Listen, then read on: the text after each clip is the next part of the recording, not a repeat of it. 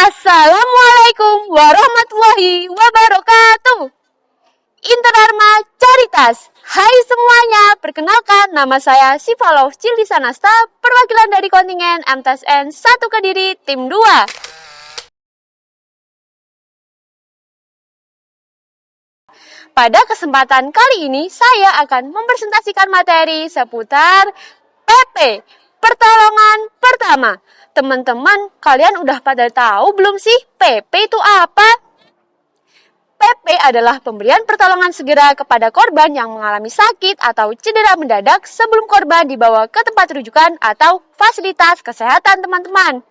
Nah, dalam PP sendiri ada orang yang disebut sebagai penolong pertama. Siapa sih penolong pertama itu?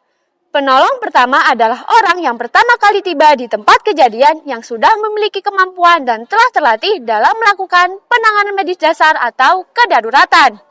Teman-teman, kita ngelakuin PP ini juga ada tujuannya loh. Apa sih kira-kira?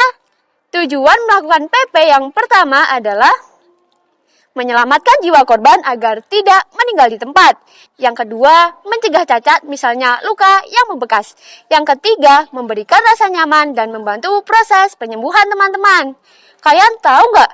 Kita sebagai pelaku PP juga punya kewajiban loh. Apa aja sih?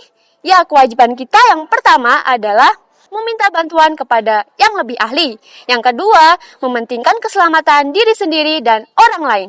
Yang ketiga, membantu pelaku PP yang lainnya. Dan yang terakhir adalah memberikan penanganan yang cepat dan tepat sesuai dengan keadaan korban.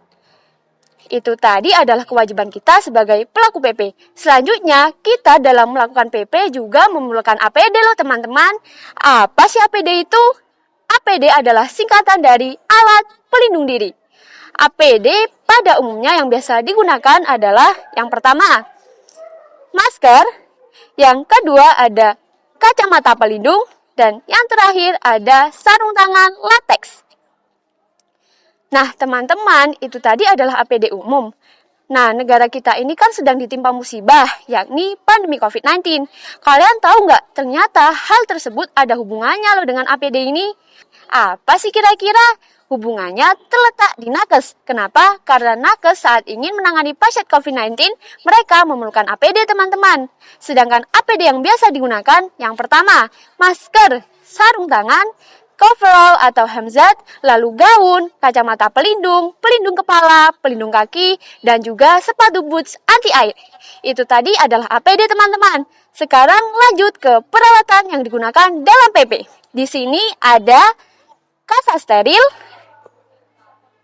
perban perkat atau plaster, lalu pembalut gulung atau perban, mitela, bidai, santer, selimut, hand sanitizer, dan lain sebagainya. Nah, teman-teman, itu tadi adalah unsur-unsur yang ada di dalam PP. Selanjutnya, yuk ikut Siva ngelakuin studi kasus dengan tema korban tunggal kecelakaan sepeda motor di era pandemi. Langkah pertama yang kalian ambil adalah melihat keadaan sekitar apakah sudah aman bagi si penolong maupun si korban. Selanjutnya, ingat, karena ini dalam masa pandemi, maka kalian wajib mengenakan masker dan gunakan hand sanitizer sebelum melakukan penanganan. Selanjutnya, lakukanlah penilaian dini. Penilaian dini ini memiliki 4 tingkatan respon, yakni awas, suara, nyeri, tidak respon. Setelah melakukan penilaian dini, pastikan jalan nafas korban tetap terbuka dengan melakukan teknik ADTD. Angkat dagu, tekan dahi. Setelah melakukan teknik ADTD, nilai pernafasan korban dengan melibatkan LDR.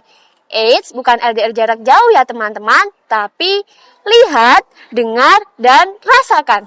Setelah menilai pernafasan, sekarang nilai denyut nadi korban. Ingat, apabila korban dalam keadaan sadar, lakukan teknik radial, yakni nilai denyut nadi lewat tangan. Sedangkan apabila korban dalam keadaan tidak sadar, lakukan teknik karotis atau nilai denyut nadi lewat leher. Setelah menilai denyut nadi, sekarang segera hubungi bantuan. Apabila sudah, maka lakukanlah pemeriksaan fisik. Pemeriksaan fisik ini melibatkan penglihatan, pendengaran, dan perabaan. Setelah dilakukan pemeriksaan fisik, ternyata korban mengalami luka lecet di bagian dagu dan patah tulang di bagian lengan kanan bawah. Yang pertama, penanganan luka lecet. Gunakan sarung tangan lateks bila ada, lalu bersihkan luka menggunakan air yang bersih, setelah itu keringkan. Lalu beri obat antiseptik dan tutup menggunakan plester. Selanjutnya, penanganan patah tulang. Yang pertama, angkat baju yang menutupi area patah tulang. Setelah itu, rapatlah pendarahan bila ada. Setelah itu, tekatkan bidai di lengan dan segera lilit menggunakan mitela. Ingat teman-teman, saat melakukan pembidaian, kalian harus menyesuaikan dengan kriteria dalam melakukan pembidaian patah tulang. Yap, so itu tadi adalah studi kasus kali ini. Selanjutnya, kita bahas apa lagi ya? Iya, peran. Peran kita sebagai pemermadia adalah peer support. Peran yang pertama adalah meningkatkan kesadaran, pengetahuan, dan keterampilan dalam melakukan pertolongan pertama di lingkungan keluarga dan masyarakat. Yang kedua, memberikan semangat dan juga bantuan edukasi kepada teman sebaya dalam melakukan hidup sehat dan aman di kehidupan sehari-hari. Teman-teman, aku tadi kan sempat bahas nih tentang COVID-19. Kira-kira pasti udah pada paham kan ya? Tapi enggak apa-apa, aku sharing sedikit ya. COVID-19 adalah penyakit baru yang disebabkan oleh SARS-CoV-2, yakni sejenis virus dari coronavirus yang menyebabkan infeksi pernafasan seperti flu hingga pneumonia. Teman-teman, virus ini itu sangat sekali mudah menular.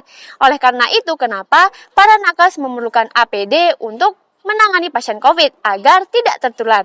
Kita seharusnya juga bisa loh membantu agar penyebaran COVID-19 ini tidak semakin meluas dengan cara mematuhi prokes yang telah ditetapkan oleh pemerintah.